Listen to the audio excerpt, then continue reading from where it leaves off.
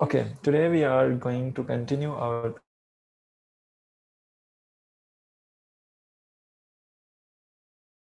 the cell wall, the differences in cell wall of gram-positive and gram-negative bacteria. And in the previous session, we discussed that cellular wall of the bacteria that is made up of peptidoglycan. And we talked about two major subunits of the peptidoglycan, which are the N-acetylmuramic acid and acetylglucosamine, NAM, NAG, NAM, NAG.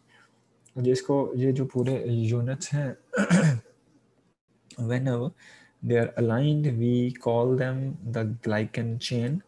और फिर हमने देखा था कि glycan chain के साथ किस तरह से टेट्रापेप्टाइड चेन अटैच होती है लाइक हियर, और किस तरह से दो लेयर की टेट्रापेप्टाइड चेन जो है ये पेप्टाइड इंटरब्रिजेस के जरिए लिंक्ड होती हैं in case of the gram positive, but in case of the gram negative there is no peptide interbridge और टेट्रापेप्टाइड चेन जो है ये डायरेक्टली एक दूसरे के साथ बाइंड किए होती हैं.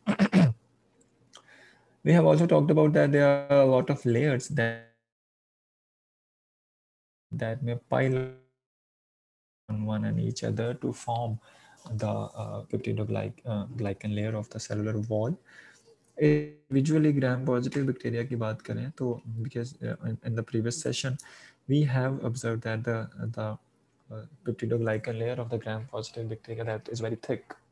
अगर मैं आपको फिर से वही डायग्राम दिखा सकूं, दिस वन, इसके अंदर पेप्टिडोग्लाइकन की जो लेयर है दिस इज वेरी थिक, ये ग्राम पॉजिटिव है, और in this case this is gram negative and the peptidoglycan layer which is here in the colour of the blue, this is very thin as compare to the gram positive. Approximately gram positive bacteria के अंदर there are 30 layers of the peptidoglycan. कौन सी layers? जो कि यहाँ पे हमने पढ़ी हैं, दीज लेयर्स, या इस तरह की 30 लेयर्स जो हैं मिलकर ये पेप्टिडोग्लाइकन की लेयर बनाती हैं, which is actually these layers are interconnected, and you can say that there are 30 layers of the glycan which are interconnected with the tetrapeptide bridges and interpeptide bridges. और एक बात यहाँ पे इम्पोर्टेंटली याद रखिएगा कि पेप्टिडोग्लाइकन की जो लेयर होती है दिस इज फुली परमिएबल.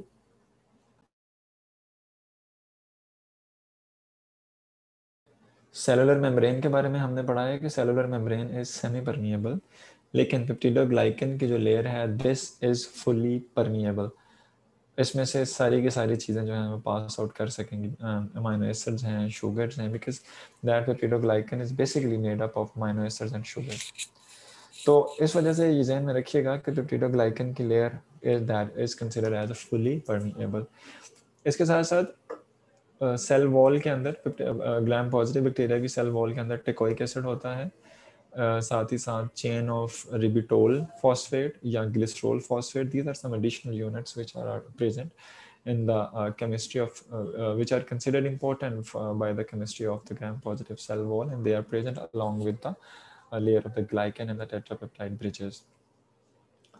अब ये टेकोइक एसिड होता है, ये टेकोइक एसिड की लिंकेज को अगर हम डिफाइन करें तो टेकोइक एसिड कोवलेंट बॉन्ड बना के रहता है किसके साथ? एन एसिटाइलम्यूरामिक एसिड के साथ. So you can say that teichoic acid is present in the gram positive cell wall that is having the covalent bond, and along with which covalent bond it is having the covalent bond with acetylmuramic acid. और यहाँ पे अगर आप देखते हैं इस diagram के अंदर तो ये टेकोइक एसिड है. सॉरी मेरा गला.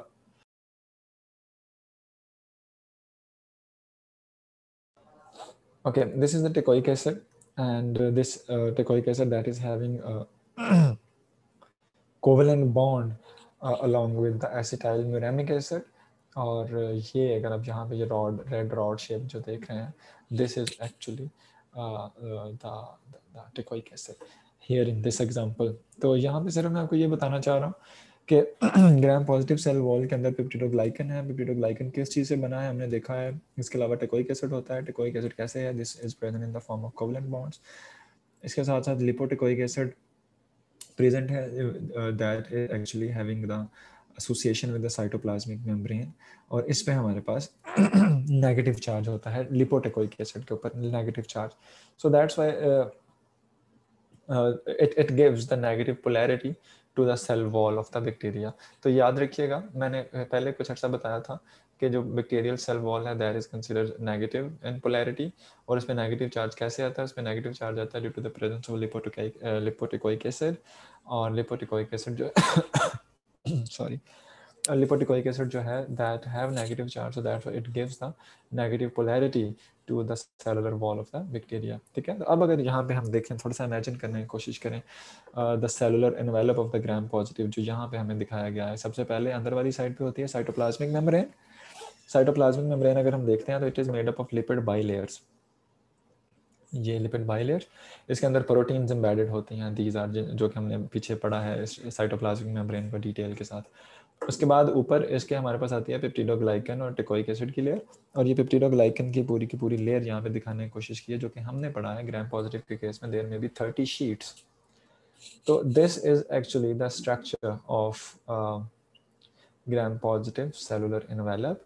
एंड यहाँ पे हमारे पास यहाँ पे साइटोप्लाज्मिक मेम्ब्रेन भी है, साथ ही साथ हमारे पास सेलुलर वॉल भी है. सेलुलर वॉल के अंदर पेप्टिडोग्लाइकन है, टिकोइक एसिड है और लिपोटिकोइक एसिड है. ठीक है, इसके साथ साथ अगर इसको कंपेयर करें ग्राम नेगेटिव की सेल वॉल,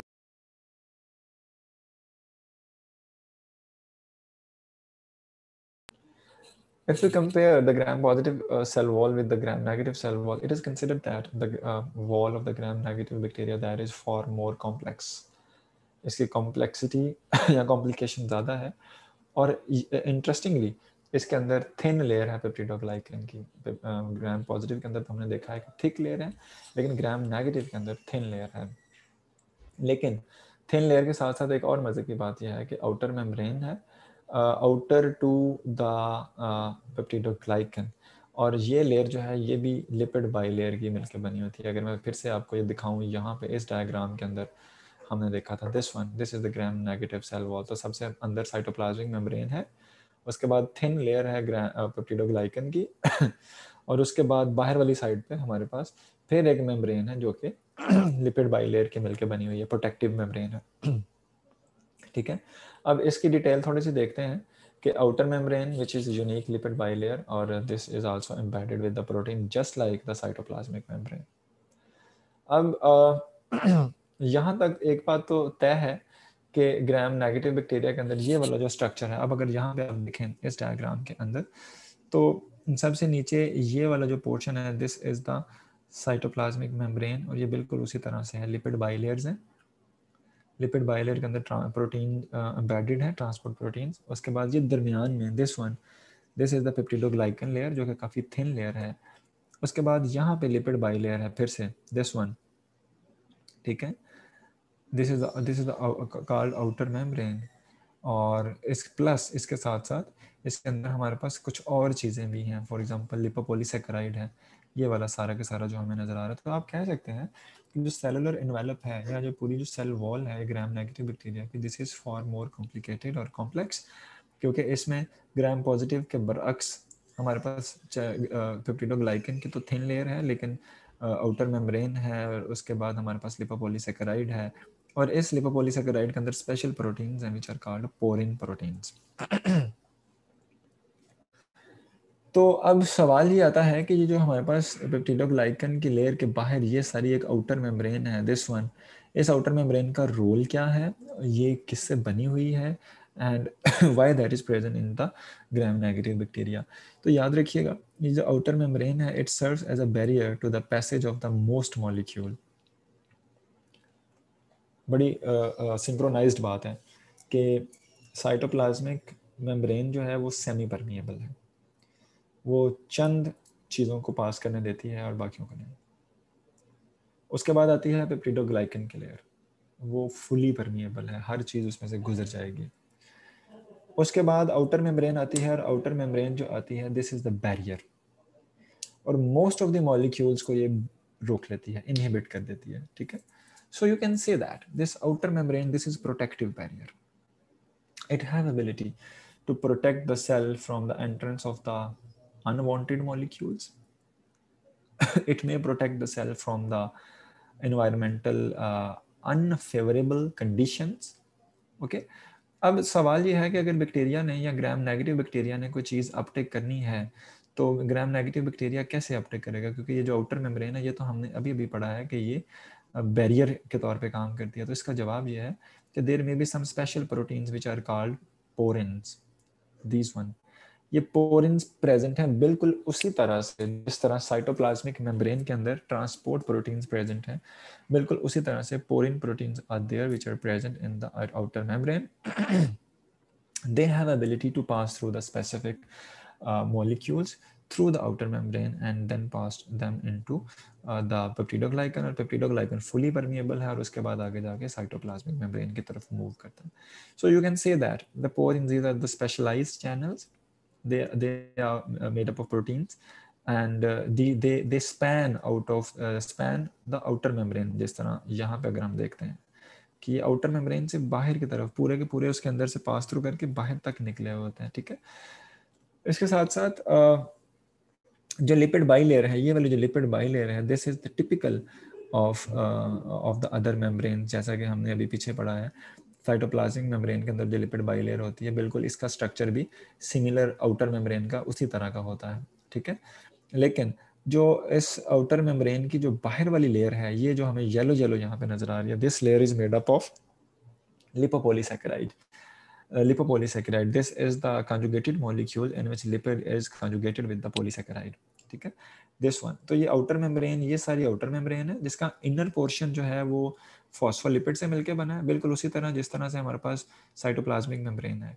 और जो बाहर वाला पोर्शन है, जो ऑरेंजिश या येलोइश नजर आ रहा है, this is made up of the lipopolysaccharide. अब इस लिपोपोलीसैकेराइड की अगर हम बात करते हैं तो लिपोपोलीसैकेराइड के हमारे पास डिफरेंट पोर्शंस हैं. इसका बेस पोर्शन जिसको हम कहते हैं lipid A, this is embedded in the lipid bilayer. यहाँ पे देखें आप, ये लिपिड ए है, दिस वन, ठीक है, ये एम्बेडेड है.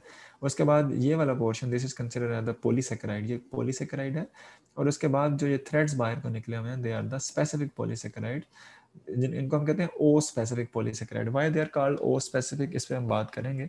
और ये जो थ्रेड्स हैं, they may vary in the length and in the composition. तो अभी तक हम पढ़ रहे हैं ग्राम नेगेटिव बैक्टीरिया की सेलुलर वॉल, इसके सेलुलर एनवेलप पढ़ रहे हैं. उसके अंदर सबसे पहले सेलुलर मेम्ब्रेन आती है, फिर पेप्टिडोग्लाइकन की लेयर आती है, फिर आउटर मेम्ब्रेन आती है. आउटर मेम्ब्रेन के दो पोर्शन होते हैं, एक इनर पोर्शन होता है जो कि मेड अप, जो कि बना होता है फॉस्फोलिपिड से.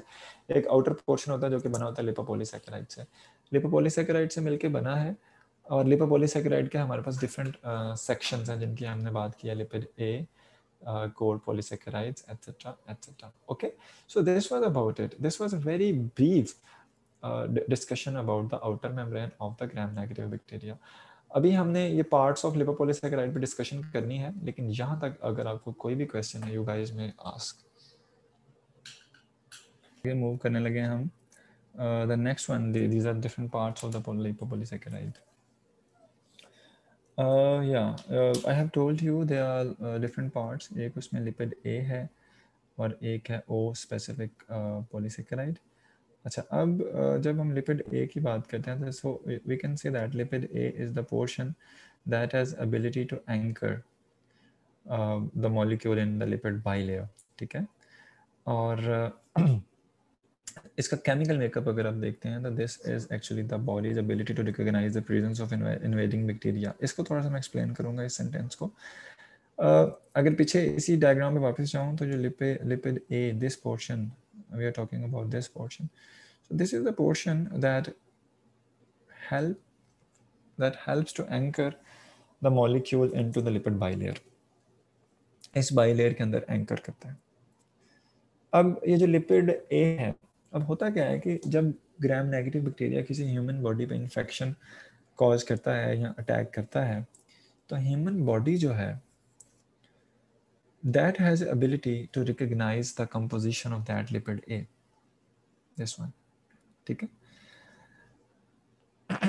अब you can say that the composition or the chemical makeup of lipid A that has ability and that make able the body to recognize the presence of invading bacteria. जैसे ही body में, human body में lipid ए recognise होता है, ये इस बात की indication है कि now there is some infectious bacteria that has been invaded. So you can say that lipid A that is important with respect to the bacterial pathogenicity and the immune response that has been generated by our body. तो this is actually the role of the lipid A. दो roles हमने पढ़े, एक तो ये है कि it anchors the LPS molecule into the lipid bilayer, और दूसरा रोल ये है कि इसकी जो केमिकल कंपोजिशन है, it helps the human body to recognise the invading bacteria. उसके बाद जो दूसरा पोर्शन था, ये वाला जो यहाँ पे था, दिस वन ओ स्पेसिफिक, इसकी अगर हम बात करते हैं, this O specific that is made up of a chain of sugar molecules. This is a polysaccharide that is made up of chain of sugar molecules, और इसकी इन शुगर मॉलिक्यूल्स का नंबर और इनकी कंपोजिशन ये वेरी करती है from different species to species. मिसाल के तौर पे यहाँ पे अक्सर हम जब लिटरेचर में देखते हैं तो हमारे पास कुछ एक बैक्टीरियल स्ट्रेन का नाम इस तरह से लिखा हुआ था, इकोलाई O157:H7। ये पूरा एक स्ट्रेन का साइंटिफिक नेम है। इसमें इको यानी कि Escherichia, sorry Escherichia coli for the specific name, ये स्पेसिफिक और जेनरिक जनरा के नेम है। उसके बाद this O157 actually that is indicating the type of the polysaccharides present in the lipopolysaccharide layer। यहाँ पे ये O157 ये डिटरमिन कर रहा है, एक्चुअली ये हमें बता रहा है कि what kind of composition of polysaccharide that is present in this type of bacteria, and what kind of and how many number of bacteria they may be present here, the number of polysaccharides present in this lipopolysaccharide layer। Clear, यहाँ तक बात समझ में आई है? अगर कोई question है तो पूछ लेंगे, तो फिर मैं आगे चलता हूँ। मुझे लग रहा है कि थोड़ी सी शायद बात कॉम्प्लिकेटेड होगी। If you guys need to ask the question, you may ask. Okay, you do not have any question. अच्छा, फिर ये रिपीट कर दें H7 वाला। हाँ, मैं सिर्फ ये कह रहा हूँ कि ये एक स्ट्रेन का नाम लिखा हुआ है हमारे पास, जो हमें ये इस नेम के अंदर ये इंडिकेशन है कि इसका जनरा का नेम स्कर्शिया है, स्पीशी का नेम कोलाए है, और आगे जो 0157 ये एक स्पेसिफिक स्ट्रेन को शो कर रहा है। हमने चैप्टर 1 में पढ़ा था कि स्ट्रेन का क्या मतलब होता है और how we will define the strain. तो ये स्ट्रेन को शो कर रहा है 0157, और ये 0157 स्ट्रेन की कौन सी कैरेक्टरिस्टिक्स को शो कर रहा है?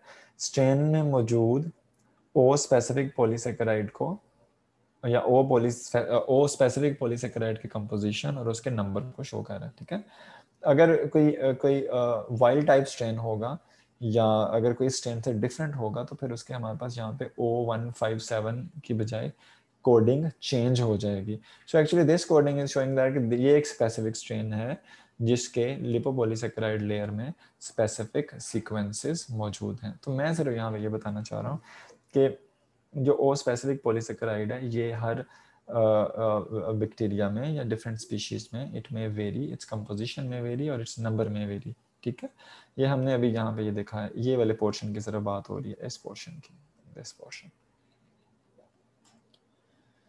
ठीक है जी। फिर तो ये आगे H7 किसको रिप्रेजेंट कर रहा था? या this is a full form के 0157 है और इसकी बॉन्डिंग H7 के साथ है। हम अभी अगर नॉमेनक्लेचर में हम नहीं जा रहे, अगर मैं नॉमेनक्लेचर में जाऊँ तो फिर आपको डिटेल में बताऊँ कि 157 ये कितने नंबर्स को शो कर रहा है, कौन सी पॉलीसेकेराइड्स को शो कर रहा है, और H7 में ये किसके साथ इसका बॉन्ड शो कर रहा है, और यहाँ पे अगर कॉलन हो तो उसका क्या मतलब है, अगर सेमी कॉलन हो तो उसका क्या मतलब है। लेकिन हम अभी नॉमेनक्लेचर को नहीं छेड़े। This is just an example. अगर इस तरह का हमारे पास कुछ स्ट्रेन लिखा हुआ हो तो जो आगे सामने उसकी कोडिंग है ये एक्चुअली स्ट्रेन की कैरेक्टरिस्टिक्स को डिफाइन कर रही होती है, और यहाँ पे चूंकि ओ साथ आ गया है तो ये जो स्ट्रेन की कैरेक्टरिस्टिक है this is regarding the O specific polysaccharide which is present in the lipopolysaccharide of the outer membrane. Okay, should I move next?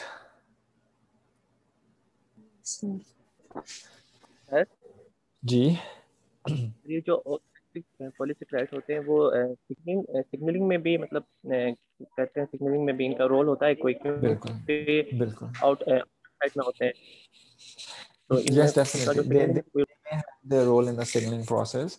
आप किसी सब्जेक्ट में सिग्नलिंग के पॉइंट ऑफ व्यू से पढ़ रहे हैं अभी कि नहीं पढ़ा अभी तक? मेरा ख्याल है आप शायद मॉलिक्यूलर के कोई किसी टॉपिक में सिग्नलिंग के पॉइंट ऑफ व्यू से पढ़ेंगे, तो वहाँ पे आप इसका रोल पढ़ेंगे कि ये जो लिपोपॉलीसेकेराइड है इसका सिग्नलिंग के पॉइंट ऑफ व्यू से भी रोल है डेफिनेटली। ठीक है, okay okay. Anyone else?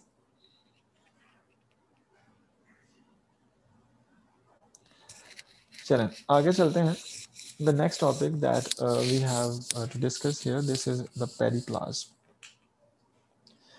Periplasm is actually the region that is between the cytoplasmic membrane and the outer membrane. अगर मैं यहाँ पे आपको दिखाऊं, ये पेरिप्लाज्म लेबल हुआ है, ठीक है, this one.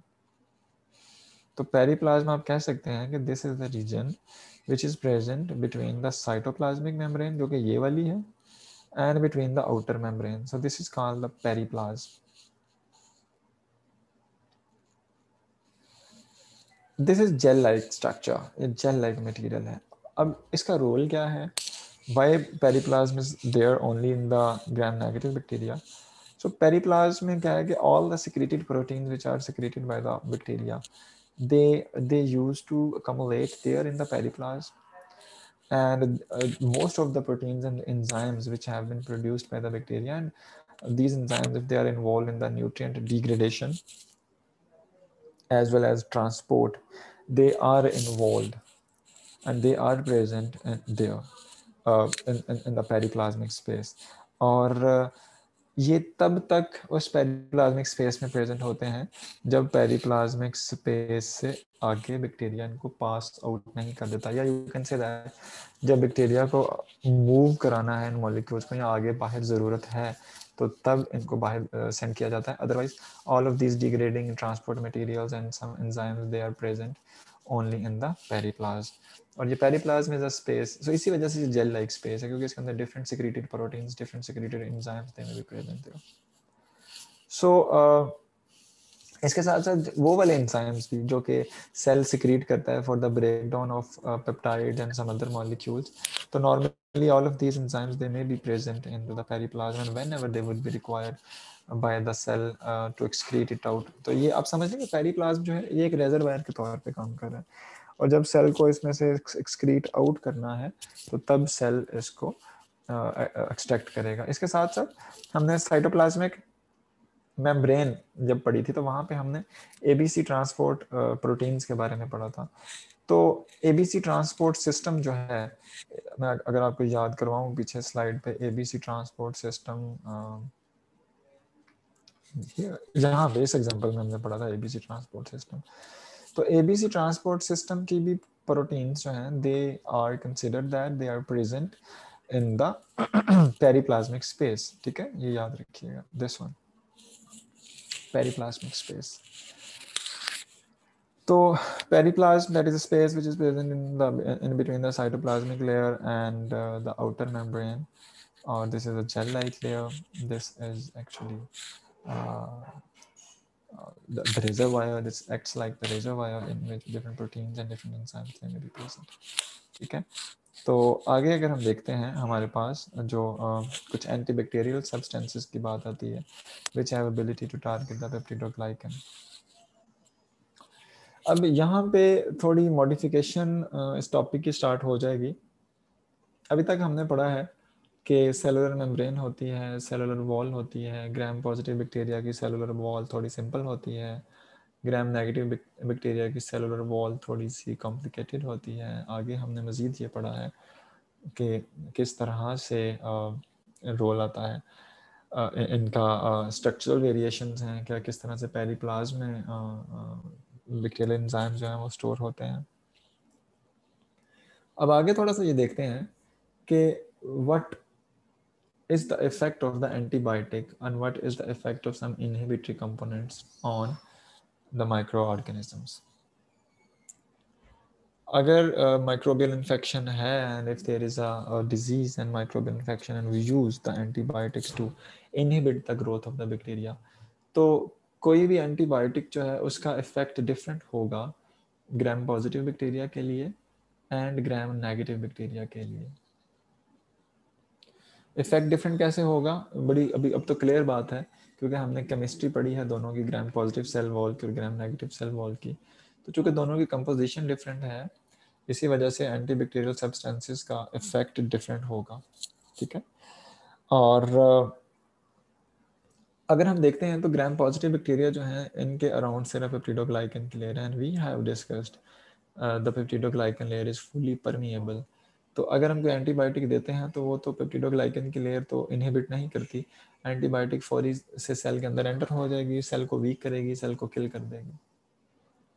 लेकिन अगर हम बात करते हैं ग्राम नेगेटिव बैक्टीरिया की, तो ग्राम नेगेटिव बैक्टीरिया में हमने पढ़ा कि पेप्टिडोग्लाइकन की लेयर के बाहर there is the layer of outer membrane जो कि एज अ प्रोटेक्टर या एज अ बैरियर काम करती है। तो इसका मतलब ये हुआ कि अगर हमको एंटीबायोटिक्स देते हैं तो ग्राम पॉजिटिव बैक्टीरिया रिस्क पे होंगे ज़्यादा जल्दी किल होने के, और gram negative bacteria they may be resistant to different antibiotics. ठीक है, तो इसी तरह से अगर हम इसमें कुछ एग्जांपल लें, कुछ ऐसी एंटीबायोटिक्स की मिसाल के तौर पे penicillin. Penicillin is an antibiotic which was discovered initially in 1928. सबसे पहले इसी पे काम हुआ। Penicillin has ability that it would enter into the cell, it would inhibit the synthesis of the peptidoglycan. अगर पेप्टिडोग्लाइकन के सिंथेसिस पेनिसिलिन स्टॉप कर देगी तो सेलुलर एनवेलप नहीं बनेगा और बैक्टीरिया विल डाई अल्टीमेटली। तो मोड ऑफ एक्शन पेनिसिलिन का क्या है कि it has ability to inhibit the peptidoglycan synthesis. अब अगर हम पेनिसिलिन को यूज करेंगे ग्राम पॉजिटिव बैक्टीरिया के लिए, तो ग्राम पॉजिटिव बैक्टीरिया में फौरी तौर पे पेनिसिलिन एंटर हो जाएगी और अपना काम शुरू कर देगी। लेकिन ग्राम नेगेटिव बैक्टीरिया में चूंकि पेप्टिडोग्लाइकन की लेयर के बाहर आउटर मेम्ब्रेन है, इस वजह से penicillin would not be too effective because penicillin would not be able effectively to enter into the cell. क्यों? क्योंकि बाहर एक प्रोटेक्टिव लेयर है आउटर मेम्ब्रेन की। तो अभी तक हमने जो बात डिस्कस की है वो ये है कि पेनिसिलिन जो है that has ability to inhibit the peptidoglycan synthesis. तो ये बात जहन में रखिएगा कि पेप्टिडोग्लाइकन सिंथेसिस यानी कि सेल वॉल जब बन रही होगी तो पेनिसिलिन तब इफेक्ट कर पाएगी। और सेल वॉल कब बनती है? सेल वॉल बनती है when the cells are growing rapidly. अगर सेल्स रैपिडली ग्रो नहीं कर रहे, सेल्स जो हैं वो स्टेशनरी फेज में है या इवन लॉग फेज में है, तो उस टाइम पे पेनिसिलिन अपना इफेक्ट नहीं दे सकेगी, even cells are gram positive और the gram negative. So penicillin will only affect when the cells are rapidly growing. एक बात। दूसरी बात यह है कि penicillin that has ability to affect the formation of peptidoglycan, so that's why it is only effective against the gram positive bacteria. This is not properly effective against the gram negative bacteria. Okay, is that clear to you? Yes sir. अब penicillin करती क्या है कि penicillin prevents the cross linking of the adjacent glycan chains. हमने पीछे peptidoglycan में पढ़ा है कि जो ग्लाइकन चेन्स हैं इनकी लिंकिंग होती है, पेप्टाइड बॉन्ड्स और पेप्टाइड ब्रिजेस बनते हैं। तो पेनिसिलिन ये लिंकिंग नहीं होने देती, जिसकी वजह से प्रॉपर हमारे पास पेप्टिडोग्लाइकन जो है वो नहीं ग्रो कर पाते और जिसकी वजह से सेल की डेथ हो जाती है। तो यहाँ पे एक क्वेश्चन आपके लिए फ्लोट किया था मैंने कि this penicillin that is more effective against the gram positive cells than the gram negative cells, why? तो मेरा ख्याल है कि इसका आंसर आप लोगों को मिल गया है कि why this is more effective against the gram positive cells, this is less effective against the gram negative cells. ठीक है जी, this was up to the peptidoglycan as and the role of the penicillin in the formation of peptidoglycan. If you guys have any question, you may ask.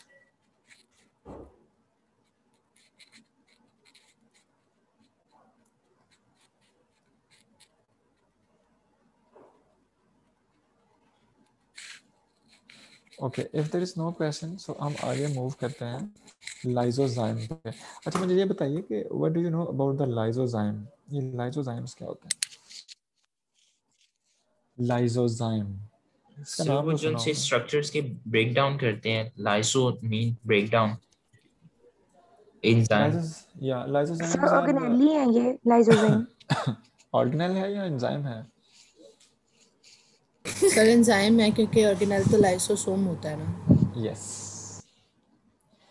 So this is an enzyme which has the ability, this is a naturally present enzyme and which has ability to lyse different structure of the bacteria. ये human tears में भी present होता है। जब आंसू निकलते हैं या हम आँख रगड़ते हैं तो पानी निकलता है तो एक्चुअली लाइजोजाइम भी सिक्रीट हो रहा होता है ताकि उस टाइम पे Yes. बैक्टीरियल इन्फेक्शन को स्टॉप किया जा सके। तो लाइजोजाइम के बारे में भी थोड़ा सा देखने लगे हैं कि how lysozyme that relates with the chemistry and different compositions of the cellular wall. So lysozyme is actually the enzyme which have ability to break the bond that links the N-acetyl glucosamine with the N-acetyl muramic acid. तो जो हमने पीछे पढ़ा था कि NAG attach हुआ होता है NAM के साथ, तो लाइजोजाइम इन दोनों के दरमियान बॉन्डिंग को ब्रेक करता है। इसका मतलब क्या है कि lysozyme actually that have ability to degrade the peptidoglycan layer, और इस वजह से हम कह सकते हैं कि it destroys the structural integrity of the glycan chain. This lysozyme that is present in different body fluids, including the tears and saliva, etc. And sometimes we also use this lysozyme to remove the peptidoglycan layer into the labs. तो peptidoglycan layer के साथ चूंकि इसका effect है, तो lysozyme का भी effect है that is mostly on the gram-positive bacteria. Many gram-negative bacteria, they are resistant to the lysozyme due to the presence of their outer membrane. तो सिर्फ हम यहाँ पे ये बात कर रहे हैं कि टारगेट पेप्टिडोग्लाइकन किस तरह से वेरी करता है, ठीक है। इसके अलावा कुछ बैक्टीरिया हैं that do not have mycoplasma, that do not have cell wall, for example mycoplasma। और ये जो बैक्टीरिया हैं इन पे ना तो पेनिसिलिन इफेक्ट करती है ना इन पे लाइजोजाइम इफेक्ट करता है। क्यों? क्योंकि पेनिसिलिन और लाइजोजाइम का टारगेट मॉलिक्यूल कौन है? पेप्टिडोग्लाइकन। अब माइकोप्लाज्मा एक ऐसा बैक्टीरिया जिसमें पेप्टिडोग्लाइकन है ही नहीं, यानी कि सेल वॉल है ही नहीं है, तो ना उस पर टारगेट ही नहीं है, तो पेनिसिलिन और लाइजोजाइम अटैक ही नहीं कर पाएंगे ना। तो यहाँ पे फिर मेरा एक सवाल है आप सबके लिए कि अगर सेल वॉल नहीं है माइकोप्लाज्मा पे, तो माइकोप्लाज्मा फिर सरवाइव कैसे करता है? What is your opinion? Google ना कीजिएगा प्लीज। सर उसके पास सेल मेम्ब्रेन तो है ना? सेल मेम्ब्रेन है, लेकिन हमने सेल मेम्ब्रेन का पढ़ा था कि cell membrane can not protect the cell from the osmotic pressure from the harsh sir उस कंडीशन। पे कैप्सूल होगा। ओह नो, कैप्सूल नहीं है।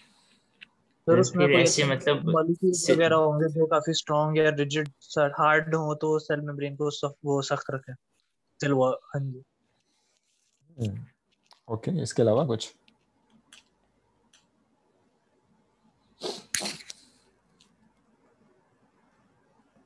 Anyone else?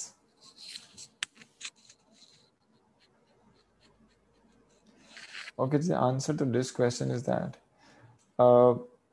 जो माइकोप्लाज्मा है बेसिकली इनकी सेलुलर मेम्ब्रेन में, यहाँ पे मेरा ख्याल गलती से सेलुलर वॉल लिखा गया है, तो माइकोप्लाज्मा की सेलुलर मेम्ब्रेन में स्टीरोल्स होते हैं, sterols. So sterols are the molecules which make the cellular membrane a rigid structure,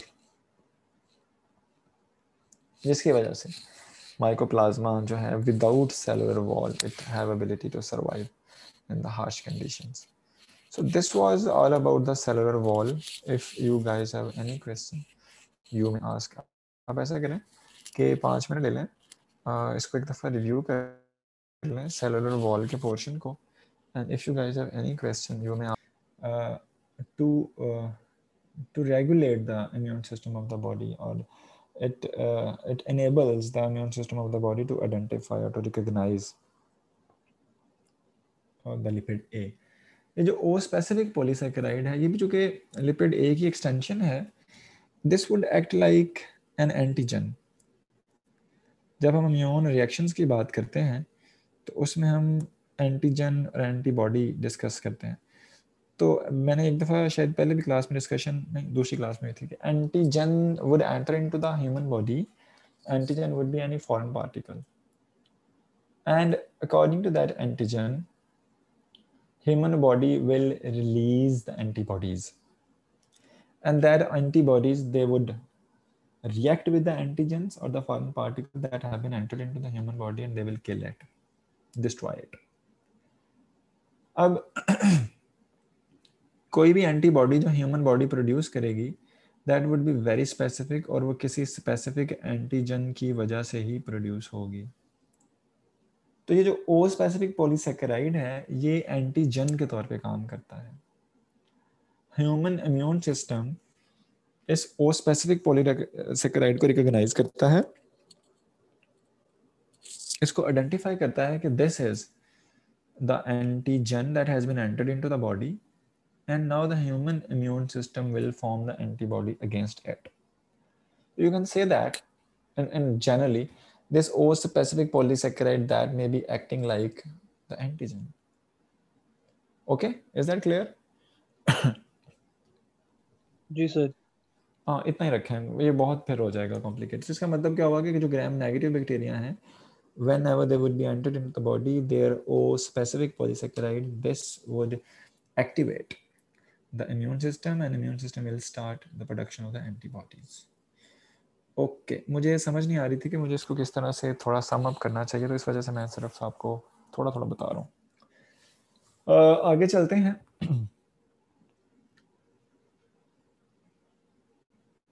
capsules and slime layers पे हमने पढ़ ली हैं bacterial cellular membrane, cellular wall, इनके रोल्स, इनकी केमिस्ट्री, इनके स्ट्रक्चर्स बड़े briefly. Now we are actually going to start with the capsules and slime layer. ये कैप्सूल्स के बारे में हमने दूसरे सेक्शन में भी पढ़ा था, एक इसी चैप्टर का सेकंड सेक्शन था, जिसमें हमने पढ़ा था कि कैप्सूल्स जो हैं how they may be stained, और कैप्सूल स्टेनिंग हमने पढ़ी थी. तो अभी हम ये देखते हैं कि कैप्सूल और स्लाइम लेयर में डिफरेंस क्या होता है. कैप्सूल और स्लाइम लेयर दोनों जेल लाइक लेयर हैं. They are moist in nature and glistening. ये glistening से क्या मुराद है? What do you mean by glistening? Glistening यहाँ पे लिखा हुआ है, this one. Glistening. Moist and glistening. Anyone कोई बता सकता है? What do you mean by light glistening? पड़ती है तो ये शाइन करता है. जी? जब इन पे लाइट पड़ती है तो ये स्पार्कल से शाइन सा देते हैं. Yes. These are the moist and glistening. They are shiny. तो कैप्सूल और स्लाइम लेयर दोनों moist भी हैं, glistening भी हैं. कैप्सूल जो है, अब हम इसमें डिटरमिन कैसे करेंगे कि which one is capsule and which one is slime layer. अगर तो एक मॉइस्ट और ग्लिसनिंग लेयर मौजूद है बैक्टीरिया के अराउंड, और ये लेयर डिस्टिंक्ट है एंड जेलेटिनेशियस है, डिस्टिंक्ट स्ट्रक्चर है उसका, तो इसका मतलब है कि दिस इज द कैप्सूल. अगर इस लेयर का इर्रेगुलर स्ट्रक्चर है, कोई रेगुलर या डिस्टिंक्ट स्ट्रक्चर नहीं है, तो that would be termed as slime layer. This is the difference. अब इस स्लाइम लेयर की और कैप्सूल की जो कंपोजिशन है, ये वेरी करती है बिटवीन स्पीशी टू स्पीशी, लेकिन mostly that are made up of glycocalyx, and this glycocalyx that is actually polysaccharide, and you can say that bacteria, they have the capsule or the sugar shell, or the shell that is made up of sugar.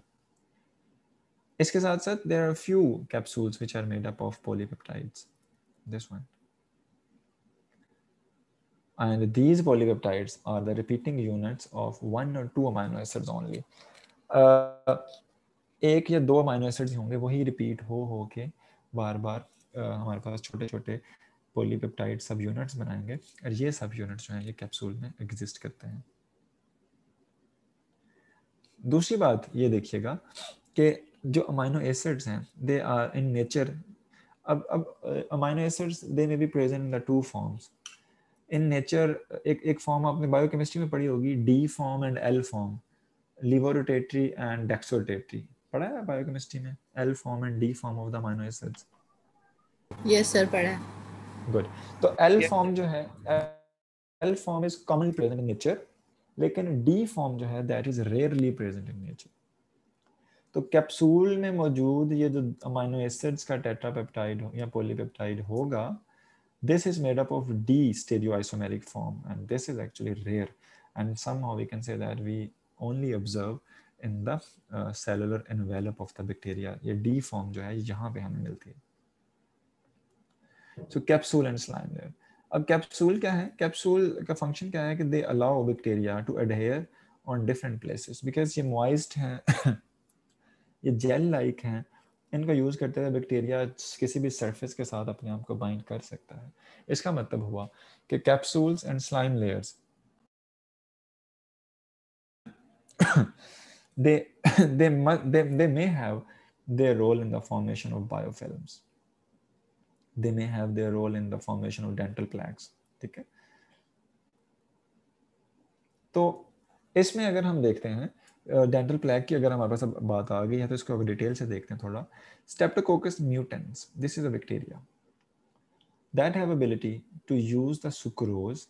Sucrose को use करता है, sucrose से use करते हुए capsule बनाता है, और capsule की वजह से ये बैक्टीरिया जो है ये टूथ सर्विसेज या टूथ सर्विसेज में बाइंड करता है, और फिर वहाँ पे टूथ डिके करने के बाद ये टूथ कैविटीज क्रिएट करता है. हम कहते हैं कि ज़्यादा मीठा खाने से या ज़्यादा कैंडीज खाने से दांत खराब हो गए हैं. So this is the reason. There is a bacteria which is called streptococcus mutant. This uses the sucrose. Sucrose को यूज करता है कैप्सूल बनाने में. कैप्सूल बनाने में कैसे? क्योंकि कैप्सूल पॉलीसेकेराइड था, शुगर शेल था, हमने पढ़ा था. तो ये सुक्रोज को कैप्सूल बनाने में यूज करेगा. अब कैप्सूल बन गया, इसकी वजह से टूथ की सरफेस के साथ ये बैक्टीरिया अपने आप को अटैच कर लेगा, और जब ये बैक्टीरिया अटैच हो जाएगा, इसके अराउंड कैप्सूल है, तो डिफरेंट और बैक्टीरिया जो हम डाइट इनटेक कर रहे हैं या जो उसके अंदर डिफरेंट और बैक्टीरिया हैं, they would attach themselves to the capsule of this streptococcus mutant. तो पूरी बैक्टीरियल कम्युनिटी बन जाएगी टीथ पे, और वो फिर टूथ की अपर लेयर को डिस्ट्रॉय करते हैं ultimately. So this is actually the capsule and the slime layer. They have multiple roles in composition and chemistry हमने देखी है. उसके अलावा कुछ कैप्सूल्स ऐसे हैं कुछ बैक्टीरिया के which thought the innate immune system या innate defense system of the human body. मिसाल के तौर पे स्ट्रेप्टोकोकस निमोनी.